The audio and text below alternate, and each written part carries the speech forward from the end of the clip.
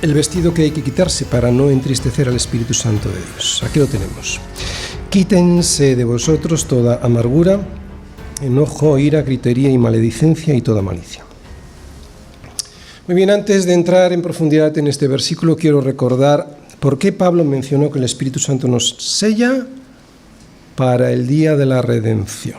El día de la redención significa que vamos a volver a vivir en comunión con Dios, como Adán y Eva en el huerto antes de la caída, pero en ese momento, en el día de nuestra redención definitiva, ya sin la posibilidad de pecar, porque el pecado, aunque ya ha sido destruido por Cristo en la cruz, sus efectos todavía no se han manifestado total y definitivamente, y sin embargo allí sí.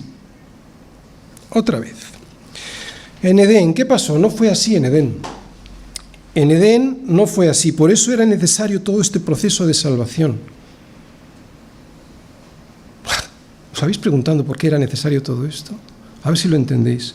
Era necesario todo esto que Dios nos ha ido revelando paulatinamente en su palabra, porque en Edén, sin Cristo, siempre hubiésemos pecado porque había la posibilidad de caer o no caer, y caímos en Adán.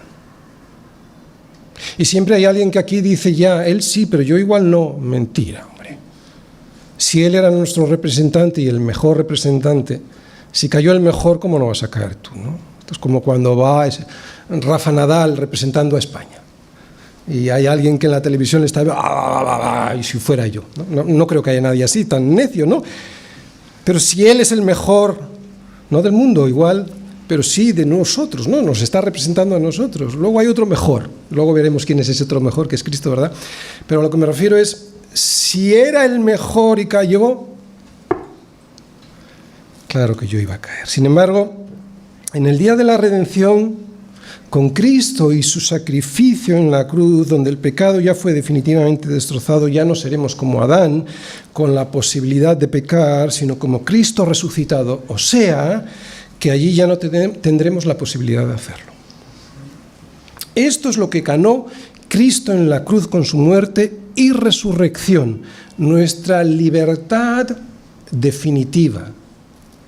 Por eso Pablo nos lleva hasta el día de nuestra redención para mostrarnos que allí será imposible tener malas relaciones con los demás, para después de llevarnos allí al día de la redención nos trae a este mundo y decirnos que si eso ya va a ser así allí, pues aquí podemos empezar a quitarnos ese vestido viejo, sucio y maloliente que vemos en este versículo y que le molesta tanto al Espíritu Santo para llevarnos hacia Cristo.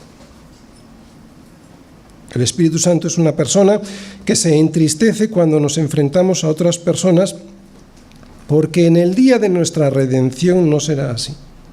Y Pablo nos lleva hasta ese día para que reflexionemos en ese día cómo de felices seremos cuando el amor lo sostenga todo y no haya amargura, enojo, ira, gritería, maledicencia y toda malicia. Por eso Pablo enumera aquí esta serie de pecados y no otros. Él podría decirnos que contristamos al Espíritu Santo cometiendo cualquier otro pecado, sin embargo nos muestra estos porque estos son un resultado muy visible del pecado principal del cual surgen estos y que no es tan visible. Y el pecado principal del que surgen es la falta de comunión con Dios. Porque en el momento en el que dejamos de tener comunión con Dios, dejamos de tener comunión con nuestros hermanos. ¿Qué fue lo primero que le ocurrió a Adán después del pecado, cuando dejó de tener comunión con Dios? Que dejó de tener comunión con Eva, avergonzándose el uno del otro. ¿Y qué es lo que hace Adán cuando deja de tener comunión con Eva? ¿Qué es lo primero que hace Adán? Que le echa la culpa de lo que le ocurrió. La mujer que me diste. La mujer que me diste por compañera me dio del árbol, claro, yo comí. A partir de aquí es cuando empiezan las disputas. ¿Te das cuenta? Rota la comunión con Dios, se rompe la comunión con el resto. El pecado de la falta de comunión con Dios produce el pecado de la falta de comunión con los demás. Y esta te lleva a la amargura, al enojo, a la ira, a la maledicencia, a la gritería y a toda malicia. Por eso el Espíritu Santo se entristece con estos pecados, porque estos son el resultado del pecado principal, la falta de comunión con Dios. Es cierto que Pablo le está hablando a la iglesia y es de esa comunión de la que estoy hablando yo hoy aquí, la que debe haber entre los hermanos, pero evidentemente eso no significa que podemos practicar la amargura, la ira, el enojo, la gritería y la maledicencia y toda malicia con el resto de las personas, evidentemente no, porque siempre hay que reflejar el carácter de Cristo. Pero claro, se empieza por la iglesia, más aún se empieza por casa. Así que si quieres un resumen del motivo por el cual pues no encuentras sentido a tu fe, ¿no? Y estás desanimado, sin fuerzas, rendido al pecado y con la sensación de que Dios no te escucha, has de saber que el Espíritu Santo se entristece. Que el Espíritu Santo se entristece cuando tu relación con los otros, especialmente con tus hermanos en la fe, pues hay este pecado que acabamos de ver. Y lo que muestra es otro, más importante.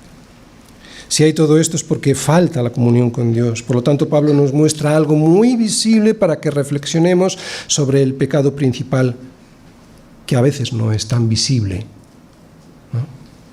Es muy visible este otro pecado. Hay gente así, personas que se dicen cristianos, pero son incapaces de perdonar.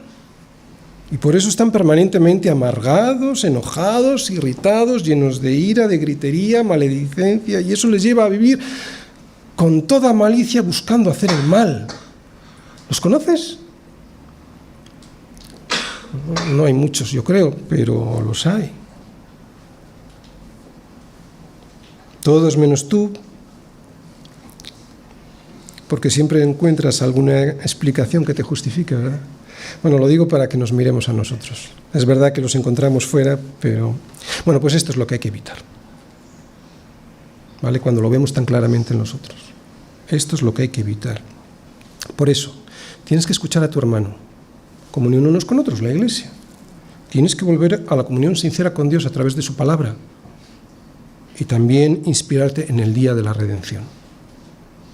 Claro, inspirarte es lo que nos está haciendo Pablo, te lleva hasta allí, cuando viviremos en un reino donde el amor lo sostiene todo y por lo tanto no habrá nada que nos impida la relación con los otros, porque ya todo fue definitivamente borrado y perdonado. Tienes pues que escuchar a tus hermanos, tienes que tener comunión con Dios a través de la palabra e inspirarte en el día de la redención para que puedas darte cuenta de que esa reacción de ira y gritería no es la de un hijo redimido por Dios. Atención, por mucha razón que te asista en la disputa.